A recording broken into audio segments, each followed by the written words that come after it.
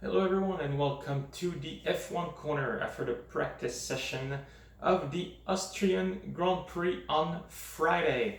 We have different temperatures than last week. Last week the track was about 50 degrees in temperature and the air was about 30.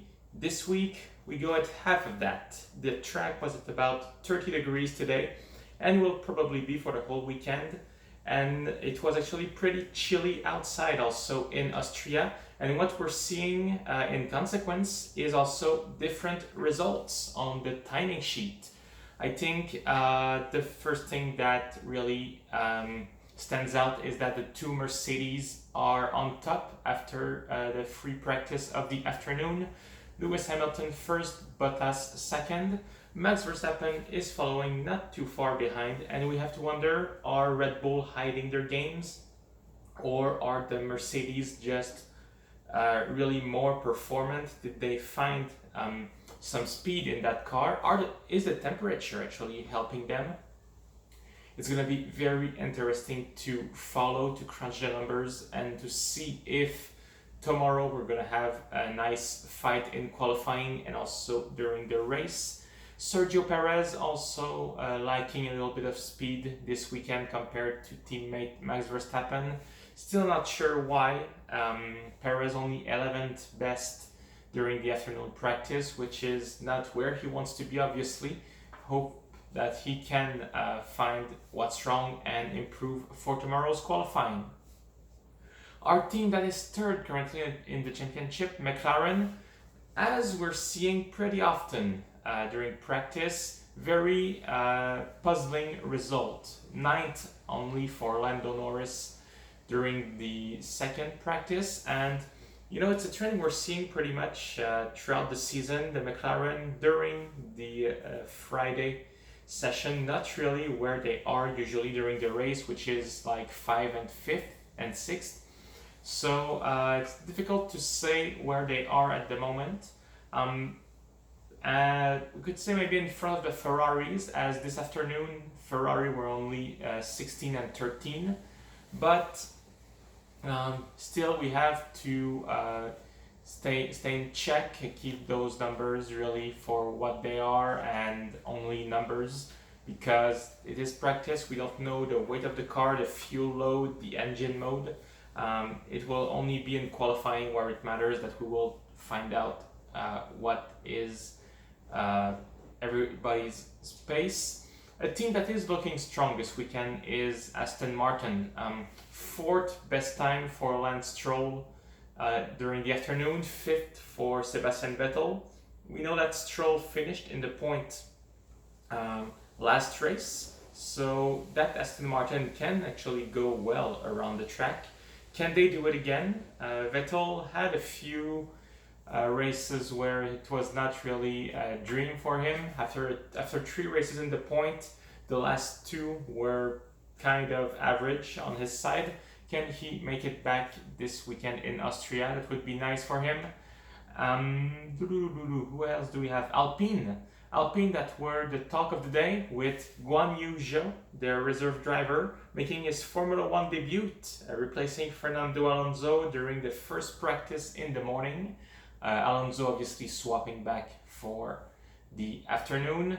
Alpine, Alonso really starting to get it together with that car. He's had a few very good races in the last 4-5 weekends. 8 this afternoon for Alonso. And Esteban Ocon, trying to make it back. He had some strong results, and it's strange, like since Alonso started making progress, Ocon has been losing a bit on his side. So coincidence, or just tracks that maybe do not suit Esteban? It's tough to say at the moment, but Ocon currently signed a 3-year contract, so he needs to really step up his game and improve and get back where he was. AlphaTauri looking strong once again. Both cars in the top 10 during both practice session. This is really important here. This is a team that is fighting for 5th in the championship, which would be their best result ever as Alpha Tauri / Toro Rosso. And Tsunoda 6, Gasly 7 during second practice. Very good here. And the last week could have been a good result for them. Tsunoda finishing the point. Gasly suffered a puncture in the first lap, which forced him to retire. So this weekend, let's hope that everything goes well for them.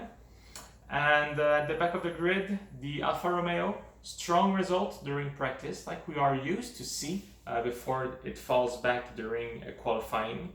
Still, the Alfa Romeo are showing that when they want, they can have the pace and they can follow the pack. So hopefully we will see them fighting for points this weekend. Last week was very close for Kimi Räikkönen. He was certain that with only a few more laps he would have made it into the top 10. Sadly, he finished 11.